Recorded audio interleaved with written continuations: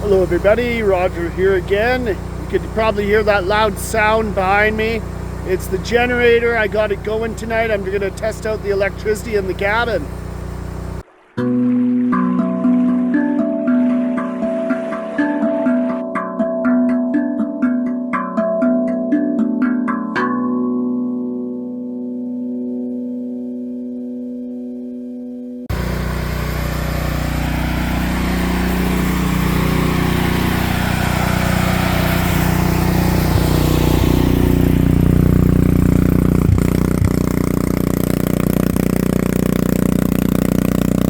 So I got this nice thick 30 amp cable here that I'm going to stick in the back of the cabin, in the outlet, and into the generator.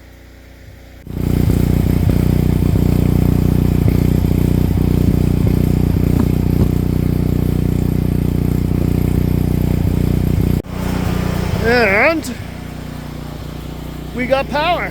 Look at that. Nice. Now unfortunately, the electrician that I got to do the electrical out here put a heater in, which I didn't really want. I wanted just a couple outlets and some lights, but he put in this little space heater, which is okay. The only downside is I could only power up one cabin at a time, whereas if we didn't have that heater, I could power up them both. So I could only power up one, but let's go take a look. The lights are on outside. I might have to put like a little bit of a light shield in the front because it gets a little intense, especially when it's dark. And oh yes, I'm loving it. Look how bright it is in here. This is nice. Nice. Nice and bright.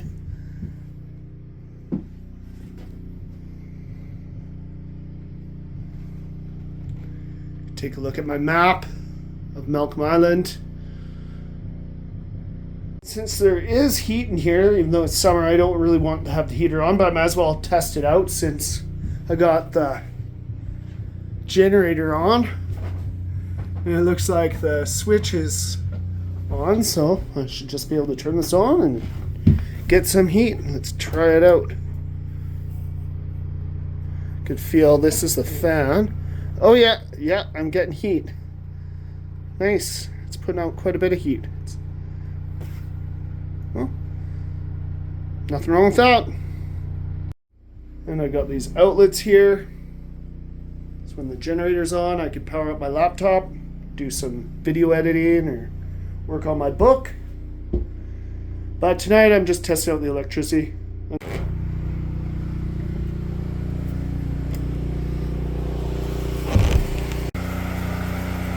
Alright, I like some peace and quiet at the place of peace. That's what Rauhala stands for. So I'm going to go shut off the generator. But one more quick look at the cabin with power on before I shut her down. That is much, much better. Electricity is nice and all, but I like this a hell of a lot more. Silence.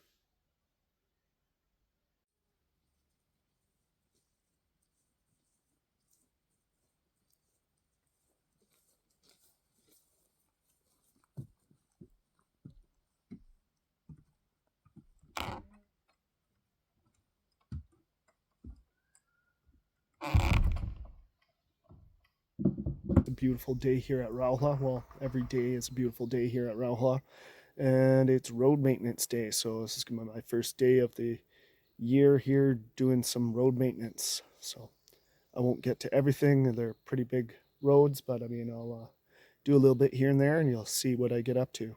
And this is what I was working on. I'm kind of turning the trees that grow along the sides of the road to make it more look on. I used to do all this by chainsaw, but I found I spent a lot of time putting the chain back on, and it would take a lot of time out of it. So I'm using head shears now and doing it by hand.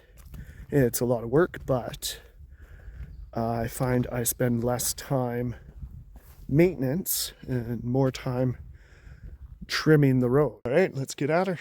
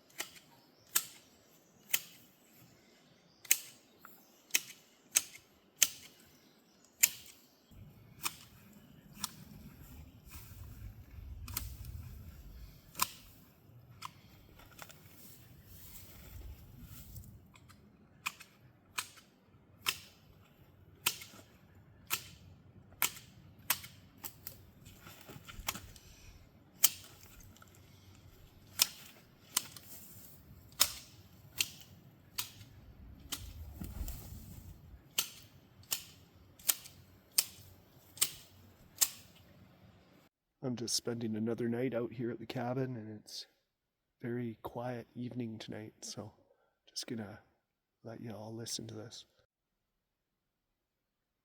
This is the sound of nothing.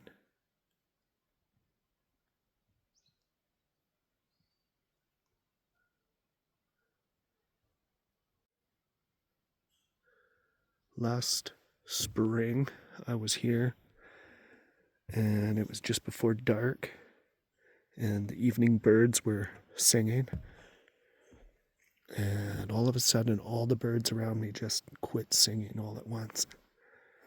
I was like, oh yeah, well, that's usually not a good sign. And sure enough, within a few minutes, I heard something running up behind me, just up over here.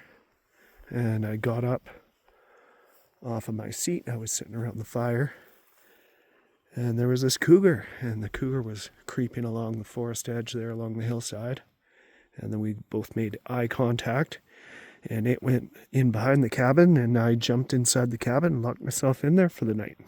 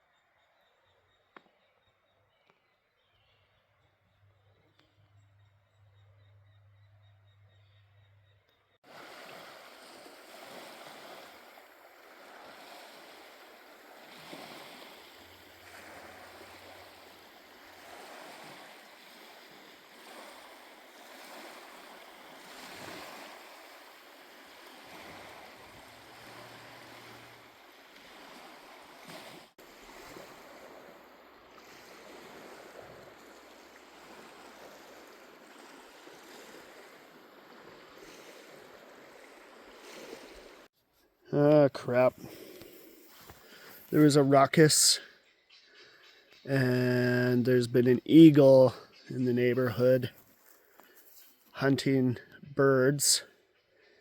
And I've been keeping my guineas locked up for the past few days, hoping that the eagle would find new hunting grounds. But unfortunately, I let the guineas go this evening, and one of them got taken away by the eagle.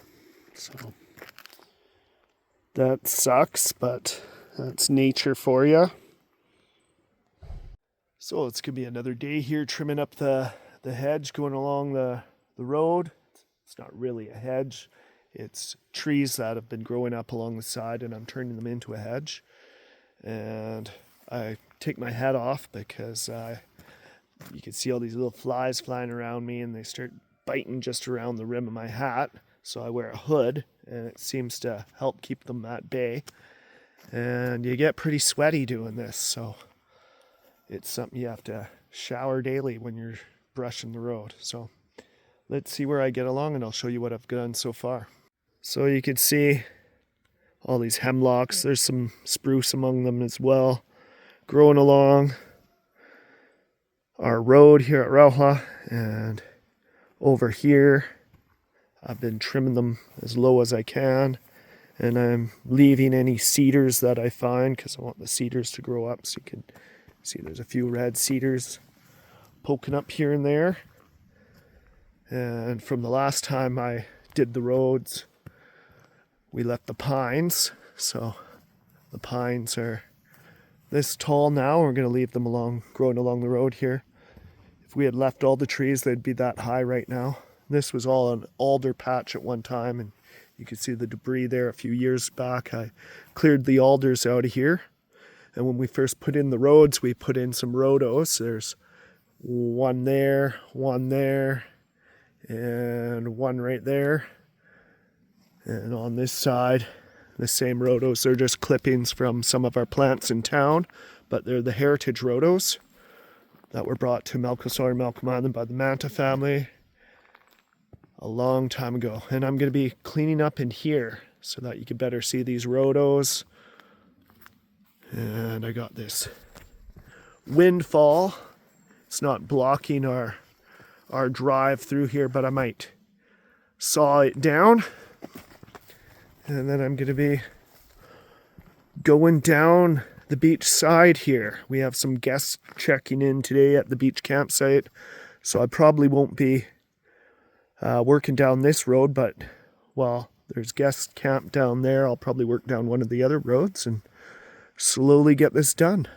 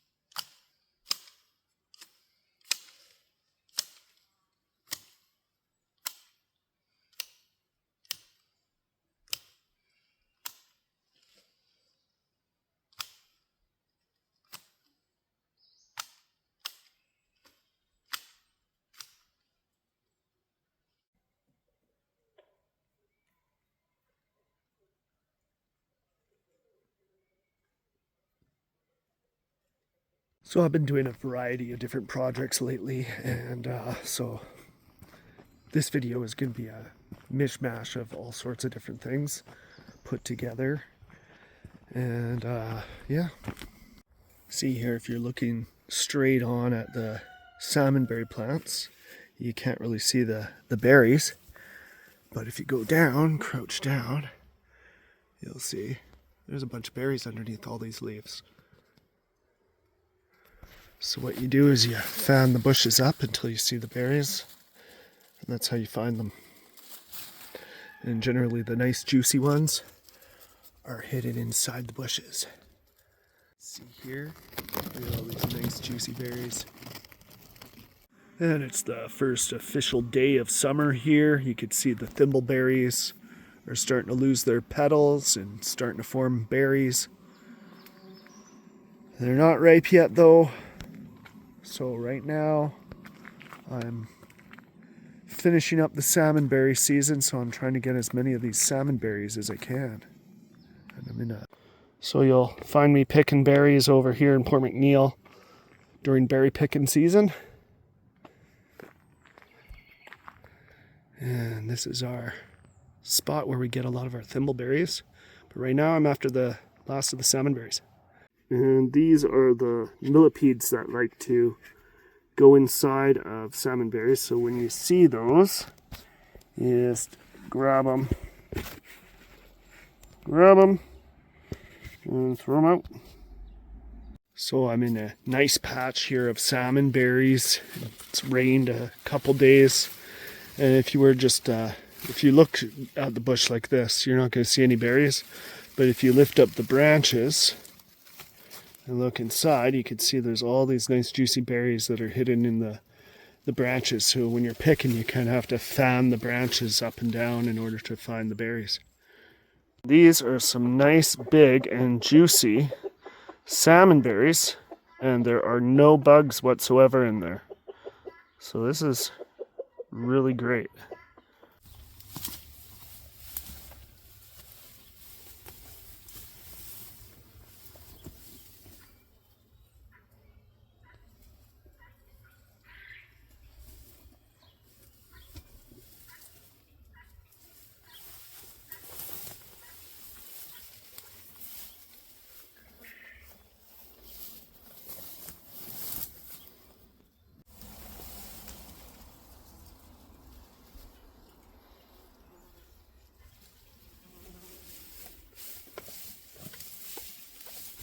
Now, I put 2 geese eggs in the incubator a few weeks ago, and as you can see, one of them is starting to hatch.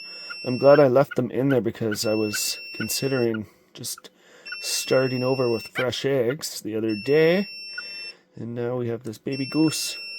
I hope the other egg hatches too so it has a mate. I love having geese when you hatch them from an incubator yourself because you get to raise them. And they think you're their parent, and they become the greatest of pets. And I had a couple pet geese. Well, I have 5 geese, but I don't really consider them pets. They're more like wild animals that habitate our upper lot, and they do the weeding up there. They're not wild, they're domesticated, but they're on the wild side. But I always try to hatch an egg or 2 to replace our 2 pet geese that we had in our yard a couple of years ago. As you can see here, it's trying to get through and I don't want to disturb it, so I'm going to put it back in the incubator and wait till it hatches. It fits perfectly in my hand right now, but it's not going to be long before it outgrows my hand. But this is what a newborn, freshly hatched, not even a day old gosling looks like. Just taking my little baby goose for a walk. Yeah, we talked about you. Yes.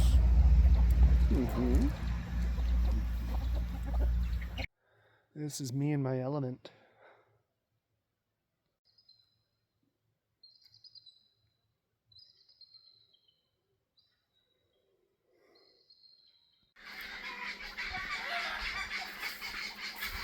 And there's the eagle that is attacking my birds. Alright, that's all I got to say for today. So don't forget to like, share, and subscribe if you want to follow along my video series. And I'll see you all in the next one. Alright, ciao. You gonna say ciao? Ciao, ciao, ciao, ciao.